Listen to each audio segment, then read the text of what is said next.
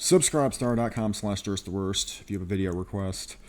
So, lefties really do not want you homeschooling your kids. Homeschooling the right, how conservative education activism erodes the state. So we got a podcast here, interview here of Heath Brown, this author, actually by a professor of political science at Carroll University in Waukesha, Wisconsin. So that's actually a little bit of a stomping grounds for yours truly.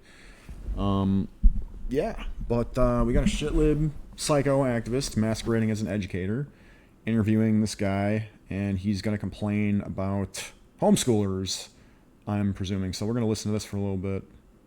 To welcome Heath back to the New Books in Political Science podcast and ask him to tell us a little bit about himself and how he came to this project. Hi, Heath. Yeah, I am so excited to come on and talk about the book. But even before the book, I'm so excited to be a part of this, the network of the New Books Network, and also so thrilled by what this channel, by what the New Books in Political Science podcast is and has become and will become in the future. And blah blah. You guys are doing such an amazing job that I am nervous and to do this episode because of the incredible high quality that you guys are producing at. So thank you for having me on. I remain at the City University of New York, affiliated both with John Jay College and also the CUNY Graduate Center. My research, which some people view as varied and disparate, in fact, is always and ultimately connected back to two themes, which I'll be talking about today. One of the themes is the intersection between public policy and politics. And the second theme is the role of organizations in how policies are made. And so I've talked about in that lots of different ways. And in this case, I'm talking about it in the situation of homeschooling, a project that I started back before homeschooling became a household phrase. When I started the project, most people that I talked to about the book would say, like, what are you talking about? I don't know what that is. Or maybe I once heard of somebody who was homeschooling their children. That is not the case now. A year or more into the pandemic, people who say pandemic who doesn't have some close experience with homeschooling, and you'll be lucky because it's just become such a important part of the delivery of education over the last year for not the best reasons. He says that you'll be lucky if you haven't had to encounter homeschooling. Because of COVID AIDS. Yeah, remember when they were really kvetching about how people were going to see the Zoom calls and like see all the hardcore lefty propaganda they were shoving down the kids' throats via the Zoom calls? I remember that. It seems like this guy, when we delve into this podcast a little more, he's going to reveal himself to be just like a stooge for like the teachers' unions and stuff like that to make sure that they have, political, social hegemony in the schools and with the Democrats and, by extension, the bankster class that finances the whole goddamn thing. Does cast the book in a different light. So I'm thrilled to talk more about the book.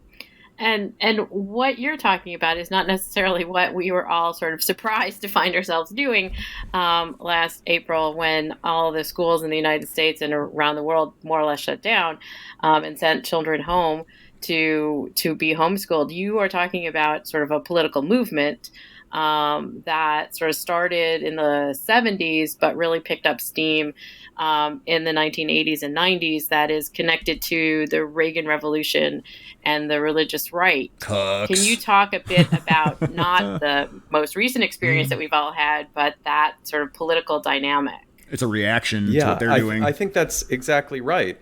And the book is focused very much on the conservative wing of the homeschooling movement, not the homeschooling movement overall, though many of the lessons can be generalized to that.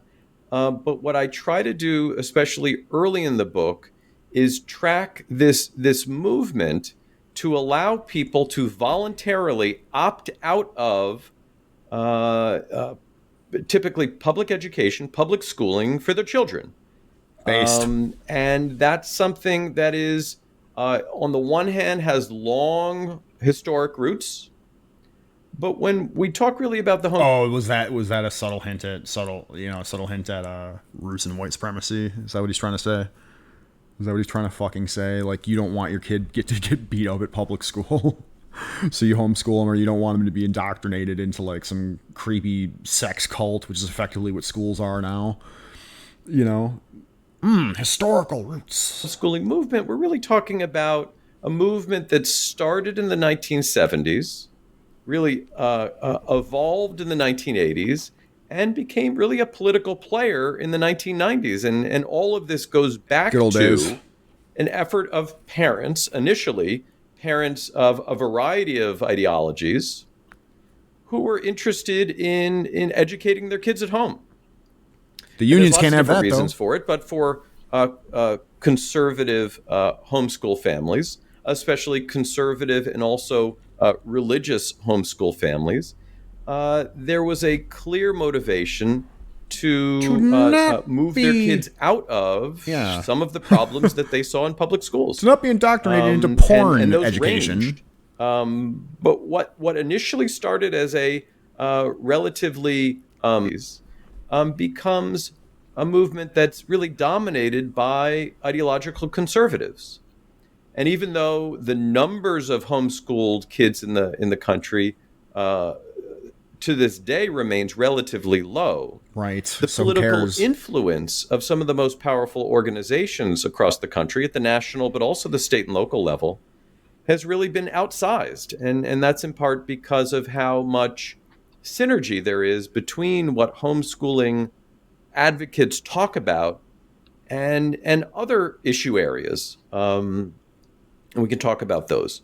But it's those overlaps that makes this sometimes hidden political movement into something that has had major impacts. We can talk about some of the details of that. But that's really what the book is about. What's he going to talk about here? 40-odd year political history of this policy, that is the right to homeschool your children, that grows from just a handful of families to more, aided by organizations, and today remains influential and important. One of the points that I found really interesting as you develop the sort of thesis of the book and discuss it in the book is what you call sort of the parallel politics. And that essentially what's going on is that you have our normal or expected sort of debates around education, public education, funding, what's taught, the curriculum, and that at the same time, during this sort of rise of homeschooling, you have a parallel development of the same kind of infrastructure, or at least a similar kind of infrastructure. And I found that really interesting because, in part, I had never thought of it in that way, that it was an exact mimic, in a certain sense. What is she fucking talking about? The policy sphere, the public policy sphere, but this is now kind of a private public policy sphere. Is that an accurate characterization? And can you explain a little bit about that? Yeah, no, I think that's accurate, and I would love to quote you. Yeah, that gobbledygook that you just espoused was very accurate. Of summarizing the gobbledygook that I'm espousing. Pages and pages to try to explain, and I think that's exactly right. And this is one of the paradoxes here, that when a family decides to take their children, let's say, out of a public school or a private school, really, we might expect for them to kind of drop out. In part because they are opting out of what just about everybody else takes advantage of, participates in, which is the common, conventional, often neighborhood public school. Okay, but it's horrible for everybody. They face... I mean, like, who out there actually had a good school experience? I mean, can't we just safely estimate that, like, half of the students in general just don't have a good time because it's just kind of like a prison atmosphere? You'd think that lefties would understand that sentiment because that's all they bitch about is prisons, but they want to universally send these kids into a prison type atmosphere to put muzzles on their faces and make them socially distance and whatever else. Tell 5-year-olds how to put condoms on rainbow suction dildos, just creep. Like, they want to opt out of this. How do you educate kids at home? And all of us, including parents and non-parents now, can much more closely relate to this, because over the last year, many families have had to do this very thing. But imagine doing this voluntarily. Imagine doing this during a time before the internet, when you could pull up Wikipedia and find out about any topic in the world. But think about the 1980s, when we're talking about a pre-internet time period, where parents would make this decision, and then they were faced with the conundrum. So what do we teach? How do we teach math? How do we teach language arts? How do we teach history or biology or what have you? Not language arts, and English, fag. What naturally, almost, I would argue, inevitably grows up around these families is a rich civil society filled with dozens and dozens of organizations that are helping parents actually homeschool. There you go. And they help to provide curriculum. They help to provide links to textbooks. They help to provide mentoring. How Jewish does this person sound? Untrained teachers in the home. Teachers in the home. This is a civil society grown out of really nothing, not much of anything. But it doesn't remain a civil society focused just on curriculum and pedagogy. It quickly, and some would say on purpose, develops into a political movement. So soon, right? So the political movement probably just amounts to conservative boomer homeschool, like Christ cucks, basically teaching their kids that MLK was a conservative and Dems are the real KKK members, and that whites are still the problem. So basically, like I've been saying forever, like the homeschooling will just be the same liberal axioms, just from like a Christ cock perspective, so, but these guys, these psycho leftists, still have a problem with that. So let's continue. In the 1990s, there are politically oriented homeschool organizations operating in just about every state that provide a political voice for families that are educating at home. Because educating at home, even if it's made legal by the time of the late 1980s, early 1990s, doesn't make it easy. Doesn't mean that families don't face any challenges with local school boards or local administrators who are wondering what's going on in these homes. And a very active and effective set of lobbying organizations forms to provide a common defense. And that common defense is essentially boils down to leave us alone. Hell yeah. Give us the exemptions. Kid effers, leave us alone. The educational rules that are being introduced. 100%. Everything from testing to accountability to teacher standards to what have you. And so what starts as a civil society that is formed really just around the act of educating becomes politically influential. And so by the early 1990s, there isn't a legislator operating in any state government that would dare step foot into the world of homeschooling out of the fear of dozens and dozens of families being mobilized to arrive in the Capitol to oppose whatever they might be doing, even insurrection, right? What they were doing isn't going to directly affect homeschooling. Yeah, I'm sure they would. What a lie. Yeah, And some would say, like, the unlikely possibility that a new educational regulation might touch on homeschoolers. Wait, so he's saying that homeschoolers are a politically influential group compared to the teachers union? I would guess not. What a fucking... This is the subtle art of sounding intelligent when you have absolutely nothing of substance to say. That's what this Heath Brown guy is pretty fucking good at, along with Lily J. Gordon, professor of political science at Carroll University, is rejected outright. And so this group becomes very influential and active and easily mobilized during the 1990s as a common defense for these families to educate at home. And so the book is very much about a grassroots movement that forms in defense of homeschooling first, but soon it starts to take on other objectives that aren't so closely connected to the practice of homeschooling. They become involved in other things over time. And you talk about how I guess you got to buy the book to find out what they do. Into, at least ideologically, like tell their kids not to abort babies or whatever. Kind of Tea Party, right? Okay. Paradigm. So like liberal conservative that we see like, that rises up after the election of President Obama.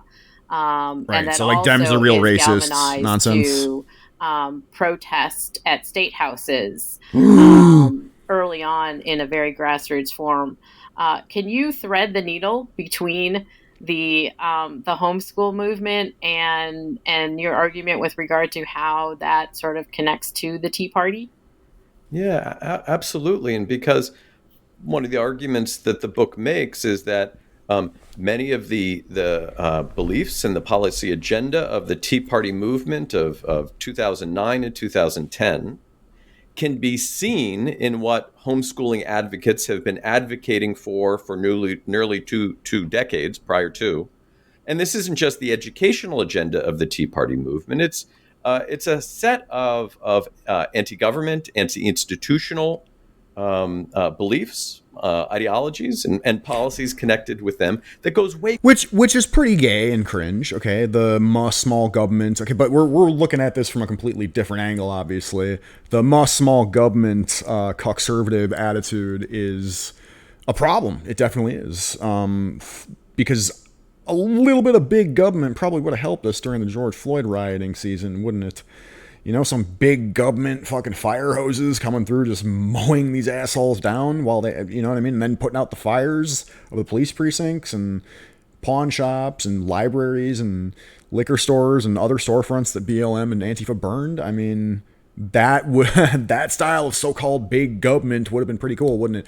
But I mean, joking and sarcasm aside, like, how do you even measure this big or small or anti or pro-government stance? It's basically just like a generic, I don't know, like catch-all term for government bad, big business good. It is a very ideologically vapid perspective, but it is also, for their purposes, relatively innocuous. I mean, and they probably know that, but the left are always on the attack regardless, which is a really, really, really good strategy if you think about it. And conservatives are never, ever on the attack. They're always on the defensive when this kind of stuff comes out.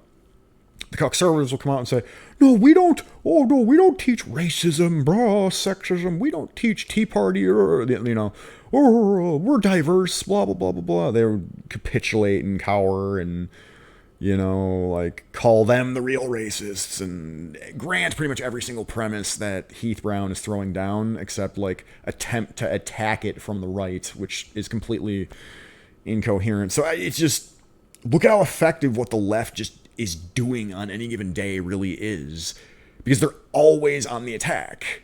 Notice. Back to the 1980s, even when they don't need to be. The key visionaries that saw homeschooling as a revolution. And so some of the people reaction that emerged in the late 1970s and early 1980s is people like R.J. Rushdoony, who was this fire and brimstone religious intellectual.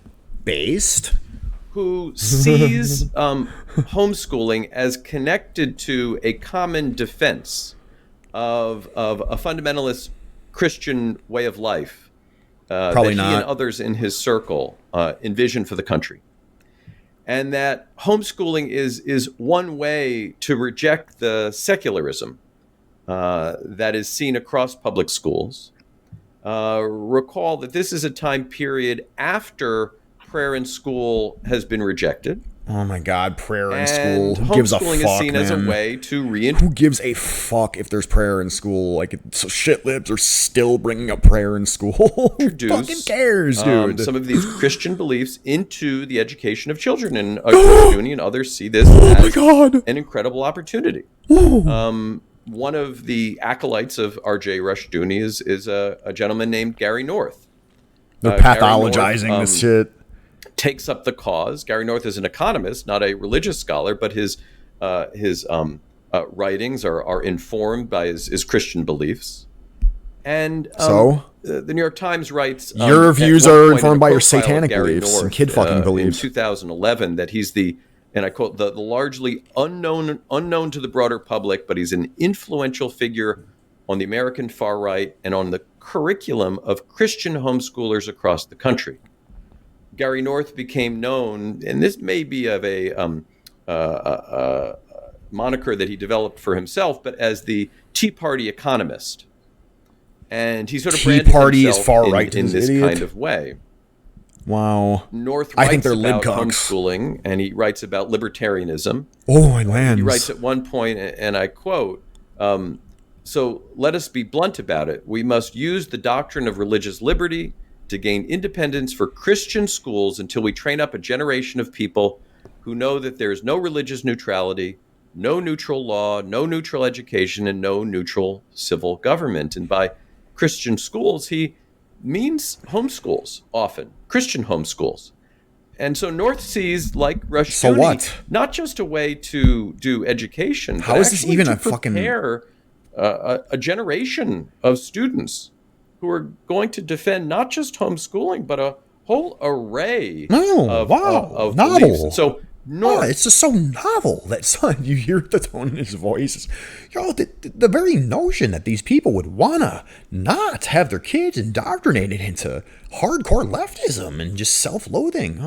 It's so novel to me and mine and the people I hang out with. Oh, well, buy my book. And Rushdoony feature in the very early history of homeschooling, but then North at least comes back again and is prominent in the Tea Party. And we see this with lots of people who were involved in the Tea Party, that some of their early work and their political education comes from their involvement in running homeschool organizations. So they go from running a homeschool organization to getting involved in running a Tea Party organization. And there's lots of sort of examples of this, but I think the central point that I try to make is that this sort of conservative and libertarianism that plays out in the Tea Party, and many have written about this more eloquently than I have, doesn't just happen in 2009, 2010. I argue that the organizational dimension of it happens in part because many of these people had been practicing the organizing and mobilization at the grassroots level in their own homes and with their neighbors in the name of homeschooling. And so without homeschooling, a lot of the practice of organizing wouldn't have happened. That was so integral to making the Tea Party movement grow so quickly. And so I think there are very close connections between these two movements. Right. So it's just any attempt at having a more private, non-leftist Christian education he's presenting it as novel, but he's pathologizing it and demonizing it, along with Lily J. Gorin, political scientist, so-called, at Carroll University in Waukesha. That's really disgusting on these people's part. It's just, they won't stop until your kids are just muzzled, vaccinated, drugged, brainwashed and molested mentally and physically. They're disgusting fucking people. But anyway, subscribestar.com/DurstTheWorst and hit up the link tree in the description because new tech is better than old guard tech.